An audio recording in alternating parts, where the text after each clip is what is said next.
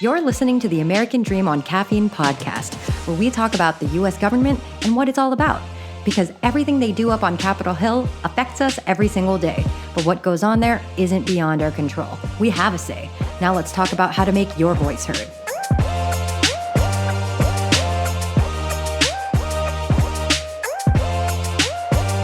We're so happy you joined us for episode 2. So get ready, because you're about to take a civic knowledge-dropping joyride with the American Dream on Caffeine podcast. Where we give you information you didn't know you needed, with no cream, no sugar, just facts. We want to start off today's episode by honoring the late, great U.S. Supreme Court Justice and my personal hero, Ruth Bader Ginsburg. RBG was the dopest of women. She was the second woman to ever serve as a Supreme Court Justice. And she was also a critical voice in the fight against gender discrimination for men and women. Because even her social justice efforts were created equal. We'll talk more about RBG, her empty seat on the Supreme Court, and how it will affect this coming election and our daily lives in the next episode. Because today, we want to talk about one of the best ways you can honor her legacy, by voting. The election is just around the corner, and for those of you considering early voting or voting by mail, you'll be casting your vote in the very near future. So we wanted to shake things up by talking about those of you who don't want to vote and why. And hopefully, the stuff we cover today empowers you to ensure your voice is heard this upcoming election. Because the things you want, the future you want, matters. And voting helps you achieve them. Let's hear from people who were gracious enough to share the reasons they don't feel voting is worth their time. But before we do, if you have a question or topic you'd like us to cover on the podcast, leave us a voicemail at 260-MY-DREAM. That's 260-MY-DREAM. I've never really voted in a presidential election, and I'm honestly still not really bought in. I feel like neither the Democratic or Republican Party resonate with my morals or fully exempt what I want in the world. And I feel like the small parties, it's like completely invalid to even vote. Like, you're not going to get enough numbers to vote for a liberal or a green party. So what's the point? Like, is it really worth it? Very great points. I can even relate to some of the points they made, especially the part about not wanting to have to choose between two candidates I might not vote for otherwise. And I'm sure some of you listening right now can too. We heard it in the last election, and we also know how that story ended, because we're living off the fruits of those choices today. And people are saying the same thing again this year. They don't want to choose between two people or parties they don't necessarily support wholeheartedly. So let's talk about why we're in this situation in the first place. The U.S. uses a voting system called first-past-the-post voting. We'll add a few resources to the show notes we call memos if you'd like to dive deeper into the subject. But we'll cover a few high-level points about how first-past-the-post voting works first. Although you may have never heard the term, you most likely know how it works. Basically, the candidate with the most votes wins. So if you're choosing between 5 candidates, the winner may have only gotten 20 to 30% of the votes. Okay, what about the other 70 to 80% of the votes? Well, this means that in a first-past-the-post voting system, the candidate with the most votes can win, even without the support of the majority of voters. And for those of you wondering, the majority of voters is defined as having 50% or more of the votes. So in a first-past-the-post voting system, all a candidate needs to do to win is get more votes than the other candidates. Wait, how is that beneficial to any of us? Well, for starters, it's easy for voters to understand exactly who they're voting for. Although Florida managed to mess that up in the 2000 election. For those of you who don't know the reference, just Google Florida 2000 and have at it.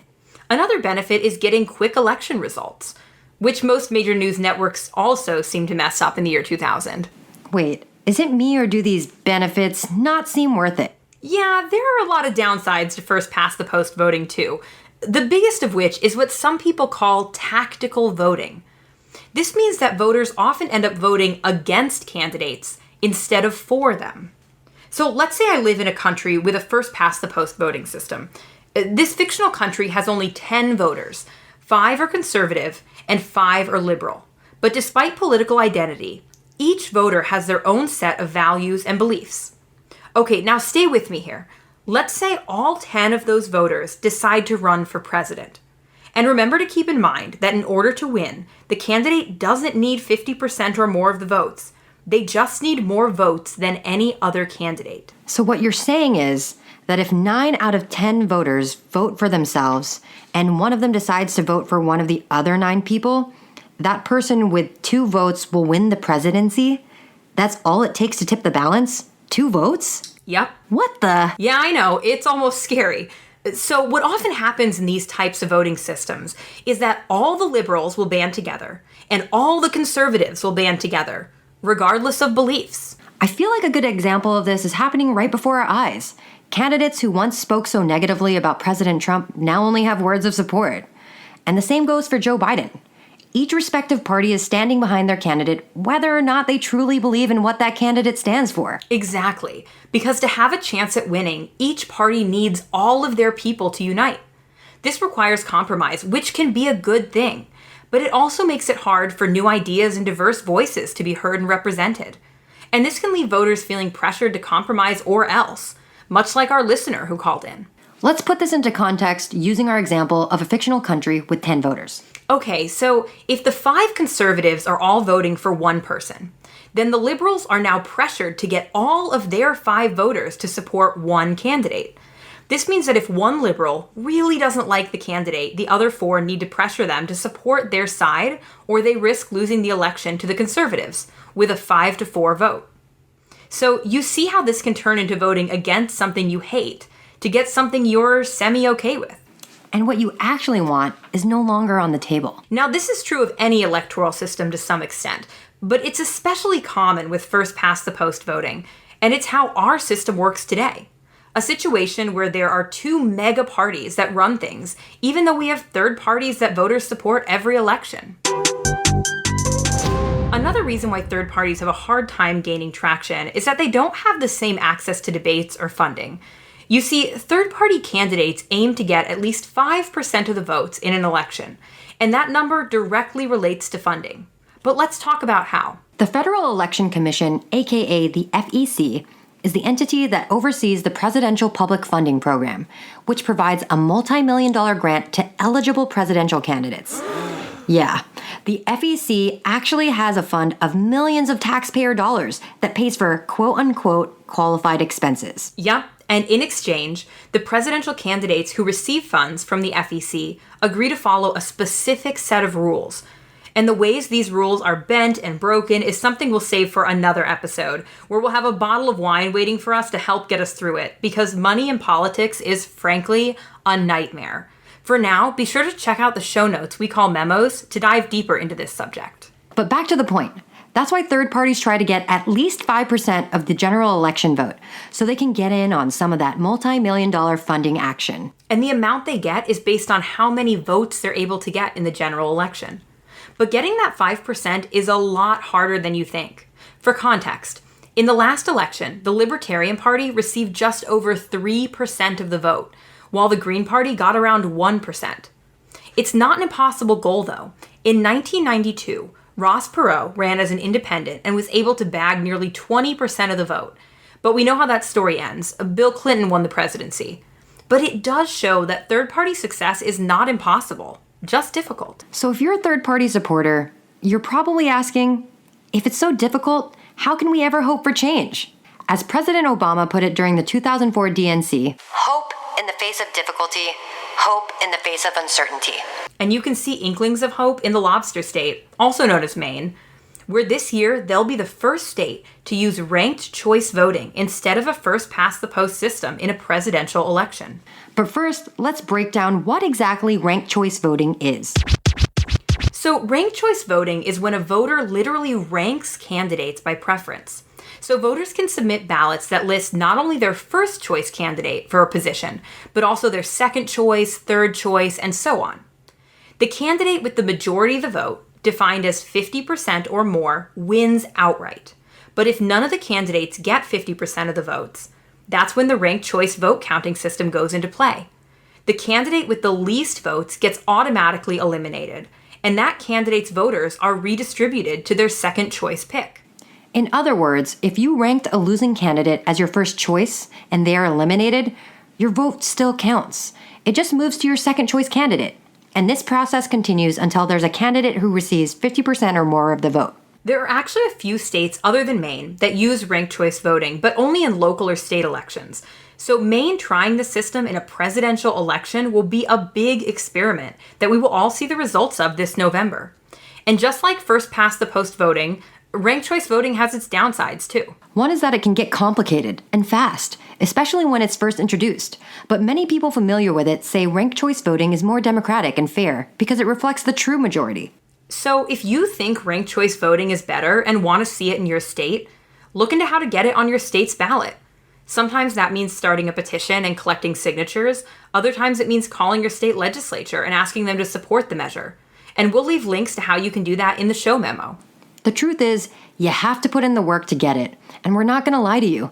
It will take some work to get it on the ballot. If you want to make ranked choice voting possible in your state, get a group of people together and find out what you need to do to get it on your ballot.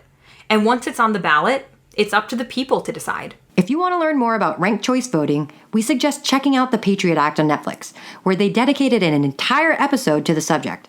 And we'll be sure to link to it in the show memo too. It's us again, Jen and Tawny.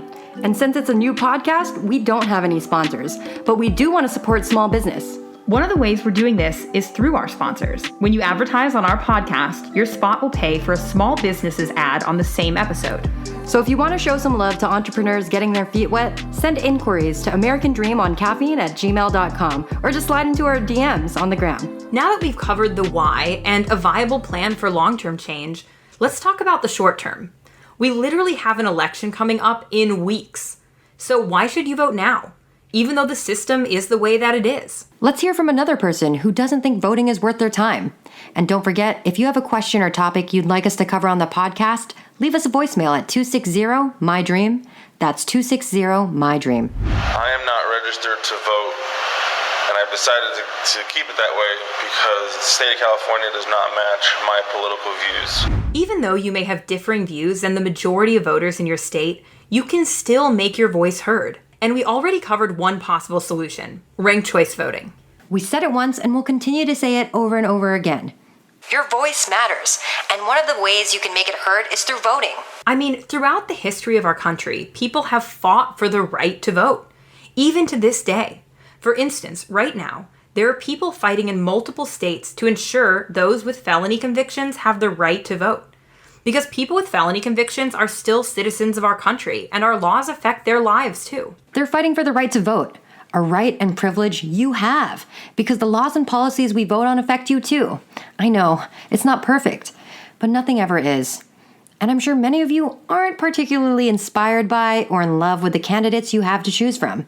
Not that we aren't all constantly inspired by old white men who've ruled the world for centuries. But the reality is, if you don't vote, it's like saying you trust strangers to make decisions that affect your life for you, because you're removing yourself from the process altogether. Really sit with that, and think about whether or not you're willing to silence your voice, whether it's other people drowning it out or yourself. If that's how you feel, well, ultimately, it's your choice to make. But before you make your decision, ask yourself this question first. Will the world be exactly the same regardless of who is in office? And we hope the answer to that question is obvious. And if you change your mind and decide to vote, we empower you to do the research. Visit each candidate's website and find out the real policies and views they support. Don't rely on memes or fake news shared by a friend you can barely remember at 3 a.m. on a Tuesday night. Change is possible, so don't lose hope just yet. If it wasn't, we wouldn't be where we are today. A country where women can own land, have a credit card, or sign a mortgage in her own name, where a white woman can marry a black man or a man can marry another man. The American political system was and is built on gradual change. The reality is, we won't know if you vote or not, but you will. And maybe the hackers who've been watching your computer activities since you clicked on that one link in middle school. Oh, and Facebook will know too, even though you keep meaning to delete it until you realize you don't know what your ex is up to. All joking aside, whether or not you vote is your decision to make.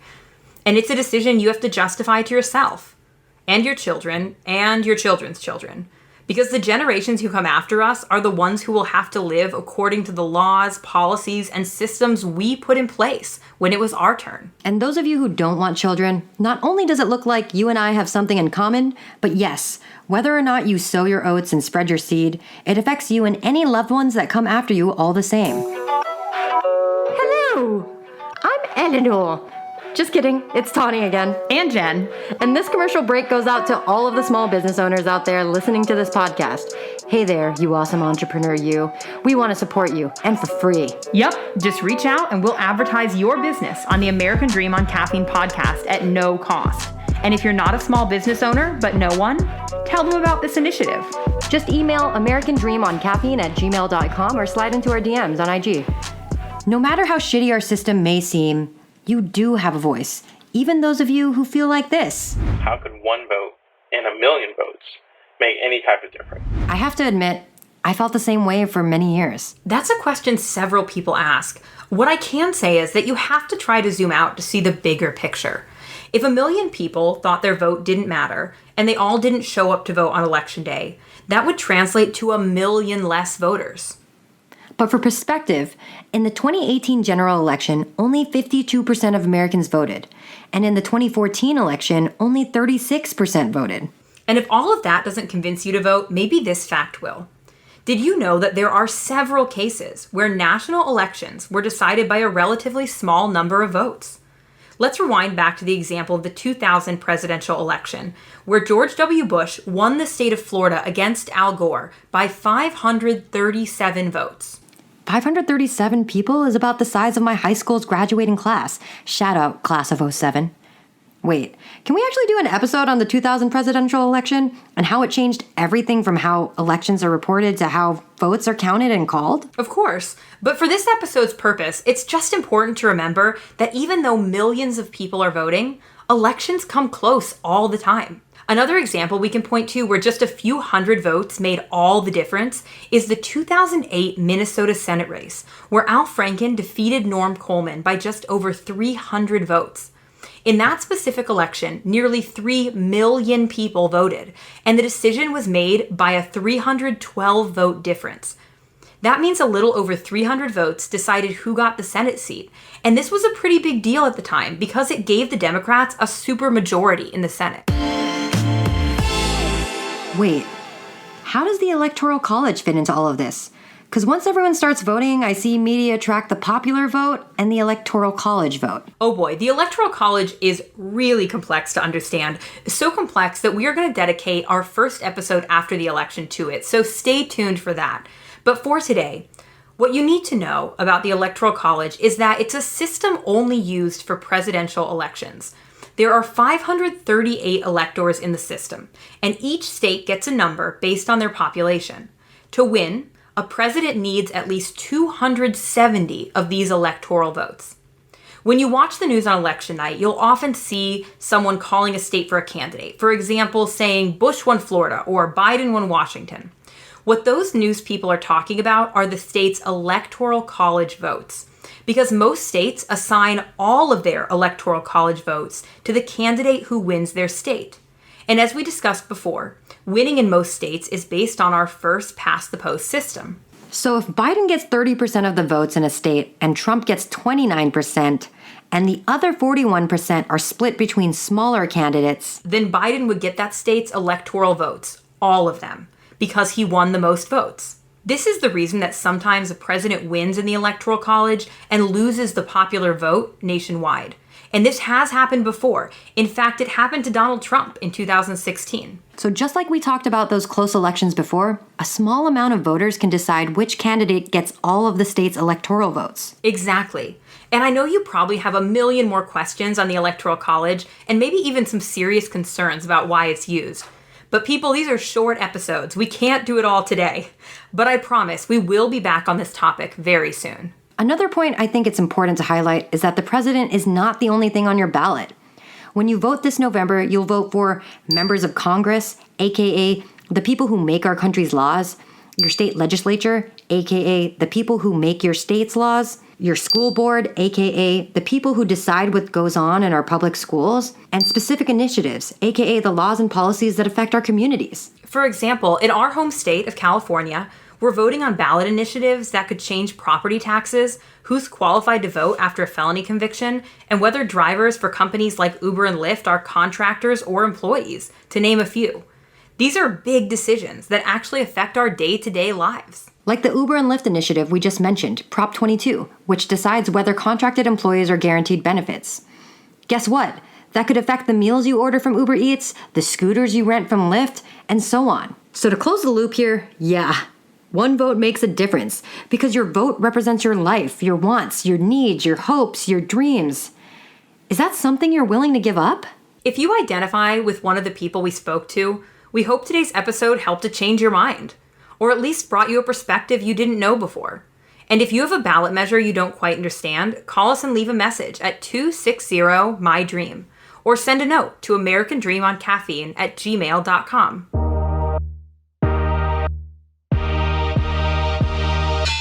Man, we covered a lot this episode. And we always will.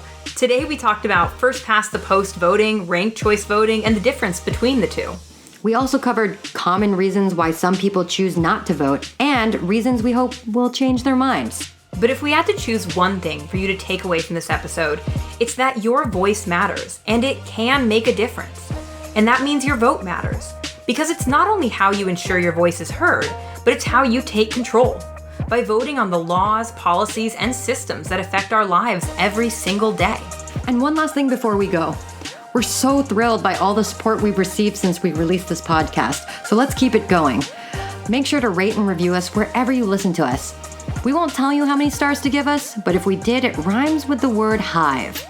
And be sure to follow us on Instagram at American Dream on Caffeine. Until next time. This podcast was written and produced by Tawny De La Pena and Jen Ellis. It was also edited by our lovely sound engineer, Adrian De La Torre. All associated graphics were designed by Cristina Hernandez Castro. And we keep it all together thanks to our operations manager, Raffaele Buenafe.